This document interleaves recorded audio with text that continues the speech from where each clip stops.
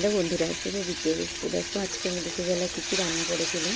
তো এটা হলো ফুলকপি, টমেটো কড়াইশুঁটি দিয়ে ভাজা ভাজা করেছি।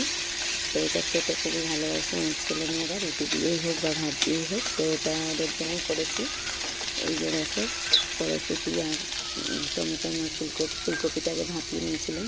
আর এই কড়াইতে এখন আমি ডিম বসাবো, মানে ডিমের ঝাল করবো, ডিমের কারি করবো। এই যে ডিম সেদ্ধ হয়ে গেছে, দুটো ছাড়িয়ে রেখেছি আর তিনটে ছাড়াবো।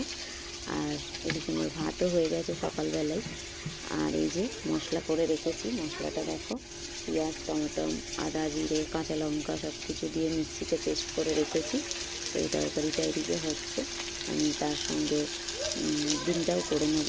আর এর মধ্যে একটু চিনি দেবো, কারণ একটু মিষ্টি মিষ্টি একটু ঝাল ঝাল হলে ভাজাটা খেতে ভালো লাগে। আমার ছেলে মেয়ে খুব ভালোবাসে ঝাল ঝাল মিষ্টি মিষ্টি খেতে, এরকম ভাজা খেতে। আর ফুলকপিটা খেতে মানে ওরা খুব একটা পছন্দ করে না তরকারি করলে, তো আমি এইভাবেই ভেবে দিলে ওরা খায়, ছেলে মেয়েরা খায়।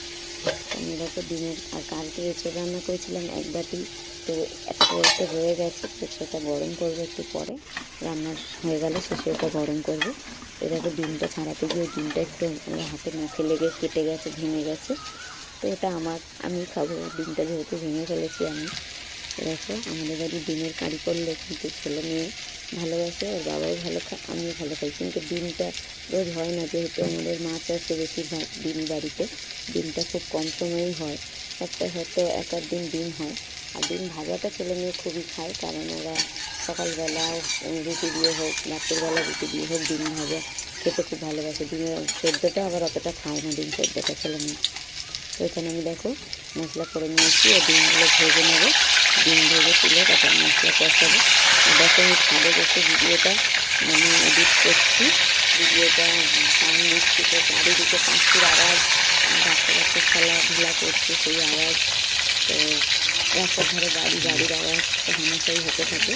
তো ভিডিওতে সাউন্ডগুলো এসে যায়, কিছু করার থাকে না। ভিডিও পোস্ট করতে যাওয়া মানে ভিডিওতে সাউন্ড দেওয়ার সঙ্গে সঙ্গে এই সাউন্ডগুলোই চলে আসে। তো তার জন্য আমি ক্ষমা চেয়ে নিচ্ছি সবার কাছে, আওয়াজগুলো চলে আসে, কিছু করার থাকে না আমি। তো এদিকে আমার ভাজাটা প্রায় কমপ্লিট হয়ে এসেছে, আমি গ্যাসটা বন্ধ করে দেবো। এবার ডিমের ঝালটাই রান্না করবো। এই যে ডিমের আমি মশলাটা করে নিয়েছি, আগেই দেখিয়েছি মশলাটা।